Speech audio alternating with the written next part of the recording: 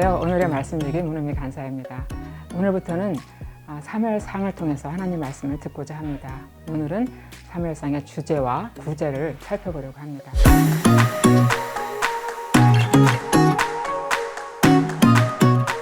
이스라엘이 애굽을 벗어나 광야 40년을 지내다가 가나안 땅에 들어와 정착하게 됩니다. 가나안 정복시대의 지도자였던 여호수아가 죽은 후 하나님께서는 이스라엘의 지도자로 사사를 세우셨습니다. 그러나 사사들은 그가 사사로 부르심을 받고 백성을 구원한 후 그가 살아있을 때만 백성을 다스리는 일시적인 지도자였습니다.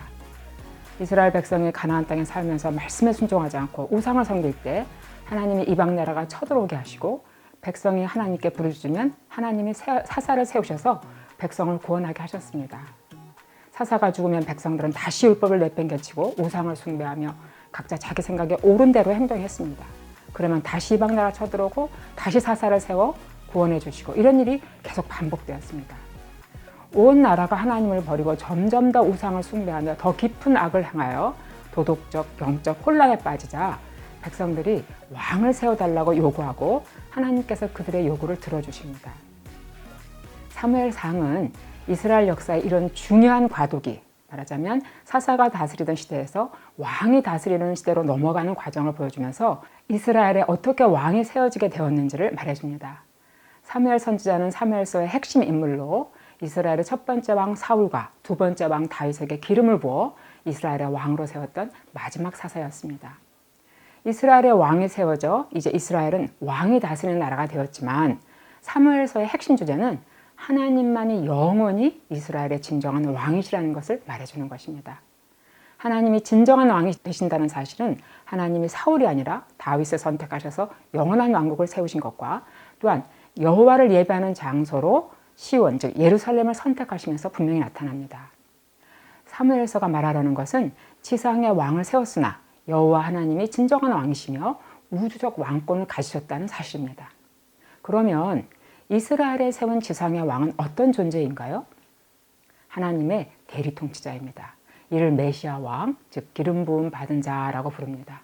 기름 부음을 받았다는 것은 하나님의 일을 하기 위해 기름을 부어 성결하게 구별되었다는 뜻입니다.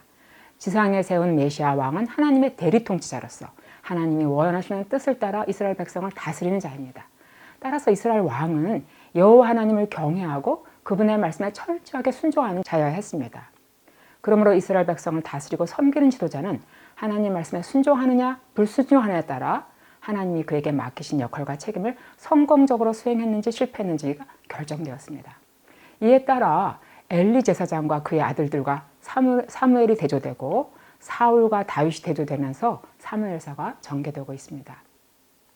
먼저 사무엘서는 어떻게 사무엘이 태어나게 되었고 하나님의 부르심을 받았는지 그 하나님 앞에 어떻게 순종하며 사역했는지를 보여줍니다.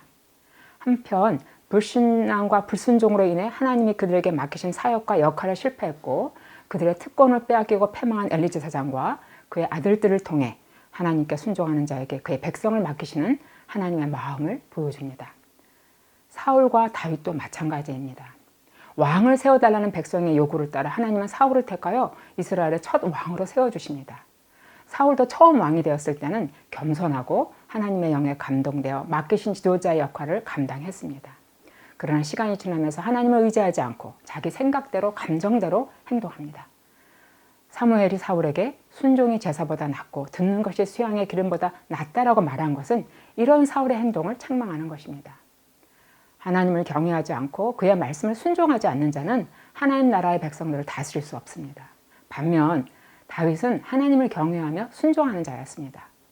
다윗은 많은 죽음의 위기 속에서도 하나님만을 의지하며 기쁠 때나 힘들고 공고할 때나 하나님을 가까이하며 하나님 마음과 하나가 되어 하나님의 뜻대로 백성들을 다스렸습니다. 하나님을 경외하고 하나님께 순종하는 사무엘과 다윗을 선택하셔서 백성의 지도자로 삼으신 것은 하나님이 이스라엘의 진정한 왕이신 것을 보여줍니다.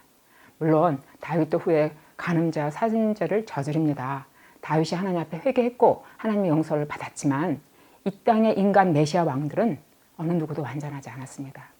결국 참 메시아 왕, 하나님을 전적으로 의지하고 겸손함과 온유함으로 하나님의 백성을 다스리는 다윗의 자손 예수 그리스도가 완전한 참 메시아 왕이십니다. 예수님은 하나님 앞에 죽기까지 복종하시고 승리하셨습니다. 주님을 믿는 우리도 주님을 따라 하나님 앞에 순종하며 삶과 사역에서 승리하는 오늘 하루 되시길 바랍니다.